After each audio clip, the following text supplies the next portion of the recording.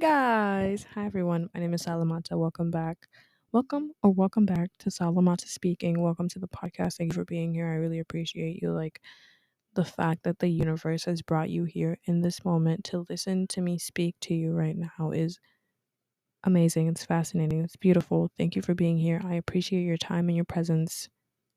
Like thank you for listening. I hope you enjoy the podcast. If you have any feedback of any sorts, DM me on Instagram. It's Salamata0. That's Salamata0. And let's get into the pod. Okay. So, in today's podcast, I want to read a poem and then I want to explain a little bit about the poem because it's a poem I shared when I was on Emmy's podcast, My Notes app podcast. Go listen to it. It's really good. And I have an episode on there. So, go listen to my episode first. Honestly, like, it's good. We talk about a lot of things and it's good. Go listen to it. And it's an hour long, so it's good. Go listen to it. Don't take my word for it. Go listen to it. Um but on there I kind of read this poem that I wrote about my mother and I was too emotional, so I was stuttering, I was kind of nervous. So I don't think I gave the poem the moment it needed, honestly. Like it didn't get the moment it needed. So here I am trying again, gonna share this poem with you and we're gonna talk about it. We're gonna talk about it, what it means, and yeah. Okay, so the poem is called In Small Ways I Love You. When Mama sparks the stove top, washes the greens, chops the onions, turns up her zook, I know she's preparing to say I love you. She seasons the meat and sears it on each side. Aromas fill this home. She's preparing to say I love you. Hour two and the table is set, an assortment of delicacies. Each dish a trip around the globe. Ma fait hakopute, rigra avec du poisson, foutu banane, et une sauce graine, oxtail over white rice, spaghetti and meatballs. She's saying I love you. Now, I wrote this poem in June 9th to be exact. I think is when I like perfected it. Um at like 1 a.m. because I was feeling a little frustrated. I was feeling like not the favorite child. You guys, I'm used to being the favorite child because like I'm the only girl, I'm the oldest. Like, don't tell my other siblings, but I am the favorite. And in this moment, I wasn't feeling like the favorite child. Maybe I was disciplined or something, and I was like, And so I was like, she doesn't love me. And like, when you get into those like heated cries, I was like, she doesn't love me. Like, oh no. And then I got to thinking, like, how does my mother tell me she loves me other than saying I love you? I was like, she cooks. This woman cooks. If you know my mom, she freaking cooks a lot. She's always cooking. Like, there's always food in the house. When she cooks a lot. And that's how she says I love you.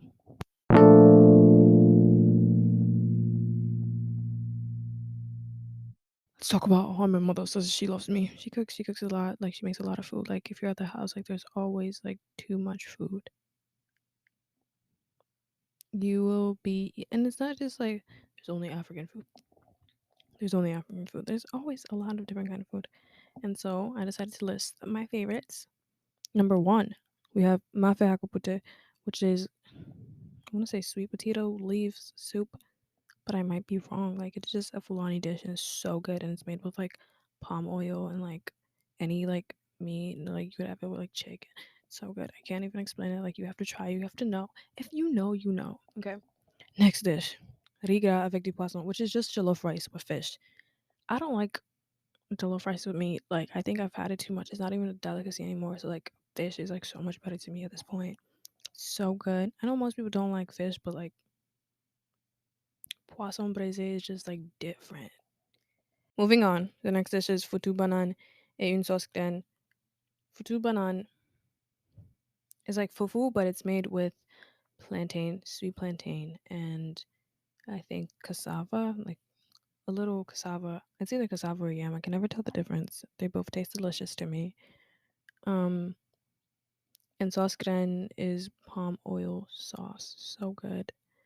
This right here is my favorite dish. Like whenever there's a project about Guinea or where I'm from, I do sauce crème. But I feel like that's not even Guinean. It's like West African. But I jack it. The next meal is oxtail over white rice. I love oxtail. I love oxtail, which is why I cannot be a vegetarian or vegan. Like I just can't do it. Like oxtail with some white jasmine rice. Like it's so basic, but like it's so good and a delicacy, honestly. Moving on. Spaghetti and meatballs. Sometimes you just want some spaghetti and meatballs. Here's the thing. I know I'm Guinean because I eat my spaghetti and meatballs with bread. Um, Sometimes in a sandwich. It's crazy, but don't knock it till you try it, guys. Okay, it's very convenient to eat your spaghetti in a sandwich. And so, these are all my favorite foods. And when my mom makes them, I know she loves me extra hard. And that's how she says I'm sorry too. She says I'm sorry and I love you by making lots and lots of food. Um, yeah. I put zouk in here. Zouk is like a type of music, and apparently the Haitians be bopping with to it too. And I didn't discover this until now. So I'm looking up the history of zouk. Musical style originating from the Caribbean islands of Guadeloupe and Martinique, and popularized by the French Antillean band Cassave in the 1980s. This is what mom would be dancing to. So some people say it's like similar to samba. Because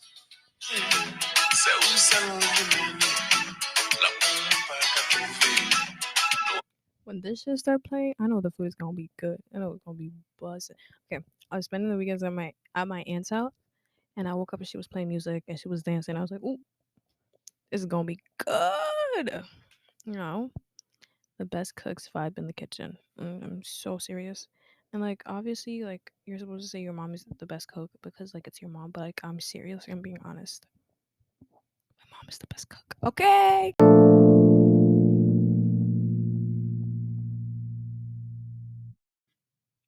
You guys, it's the second week of school, and I'm a little bit stressed out because your girl decided to graduate early, and it's attainable. Like if I say I'm gonna do something, I'm obviously going to do it. But like I don't think I realized how much pressure I was putting myself under.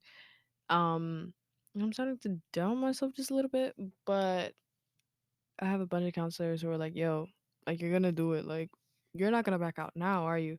And so that's really been like helping me, you know, stay afloat. You know, get a little anxious, little panic attack, little one-two panic attack ever so often, but I got this. We got this. So, a lot of people want to know like how am I graduating early? Like third year of high school. Who even wants to like go to college? Like honestly, it's a lot of people have been asking me, and I'll just say, in 8th grade, I go to school in New York City.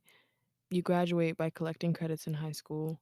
So in 8th grade, I took 3 regents, passed all of them, went into high school with 6 credits when people usually go with 0 or 2 credits because of living environment. And I just went in with 6, and I was like, wait, I like it here, but I think I might like college a bit more, and I think adulting is gonna be my thing. So if I really do everything I'm supposed to do, and if I stay on top of these credits, I could graduate early. But there's always a thought in the back of my mind, like I always knew I was going to pursue higher education, and I never knew like what I was going to major in. I still don't know. But it was like since I'm going to college, if I can go to college sooner, like that would be pretty great. So I pursued this lane of graduating early, and here I am, a junior senior, and this is going to be my last year of high school if I do everything right. And it's kind of crazy. Like I don't recommend this to anyone. Like honestly, if it wasn't because of the pandemic, I think I would have stayed my 4 years of high school. But just because of the pandemic, I was just like, there's more to life than school, and there's more to life than me chasing academic validation. So I need to start figuring it out. Fig- I can't speak English. Um, Oh my god, today I was in Spanish class. They put me in Spanish 2 because Spanish 1 wasn't available. And if you don't know me, I speak zero Spanish, okay? But I speak English, French, Fulani. I took one Arabic class for like a month and a few days, and I was just like, I low key speak Arabic. Anyway, I'm in this class, I'm taking notes, and I'm just like, there are so many similarities between Spanish and French and Spanish and Arabic. And I'm already eating the class. I'm already eating the class up, and pray I get all A's this year. All A's, 95 and above. Let's go. Woo! I'm manifesting that for all of us, honestly, because these are the standards, kids. What was I talking about before? Basically, I don't recommend graduating early because it's very stressful. And if you can enjoy your high school social life, please do that for yourself. Um, and just create a nice little resume for when you do actually want to go to college, or think about what you really want to do in the world other than like, again, academic validation. Right now I really like podcasting, but I have a different hobby every week, so we'll see how this goes. um I really like podcasting. I love business, marketing, communications, corporate management right now. Like, I want to like hire people and like be HR. Do I know what that really entails? No, but do I feel like I should just be in a leadership position at all times? Absolutely. I just like hanging out with people and learning from people. So I could do any job, which is really cool. That flexibility is really nice, but I need to figure it out. So I am graduating early, but it's hard. I do not recommend it. And it's kind of fun at the same time because I like stress. So I'm addicted to stress. I love seeing those videos on my YouTube pages like, you're addicted to stress, and I'm like, yeah, I know. And then I'll watch it, and it's just like your brain creates all these chemicals, and you only get them when you're under pressure, and you're not allowing your body to, relax. And when you are actually in danger, you're going to do nothing. And so, God forbid I'm ever in danger, because my body will absolutely do nothing, because there is no flight or fright, fight or flight response, because this is my new normal, which is weird to think about. Like, God forbid I'm getting kidnapped. Like, I'm gonna just let them take me. Like, what's my body really gonna do? You know? Uh, Speaking of that, this is time for me to take self defense classes, because why are my brothers beating me in wrestling now? Like, I don't really appreciate that. Like, I'm older than them by a lot of years. The fact that they could take me out was kind of sad. It's actually really sad. Um, but I'm not really trying, because I feel like if I was in that situation, like, I would carry my weight. Why am I talking about fighting? Violence is not the answer, guys. It's never the answer. Anyway, on a realer note, I hope you guys had a great week. Um, and I hope school isn't stressing you out too much, and I hope you like your classes, and I hope you have a good work-life balance. Work as in school, but like, I hope you, balance it out properly. Anyway, love y'all. Make sure you really DM me. Like, I love hearing from y'all. Like, even the smallest things. Like, send me memes, please. Like, all I'm seeing on my For You page are the Kardashians, and I really want to see memes, guys. Come on, help me out. Thank you. I also do follow a Kravis fan account, so I did this to myself, but help me out.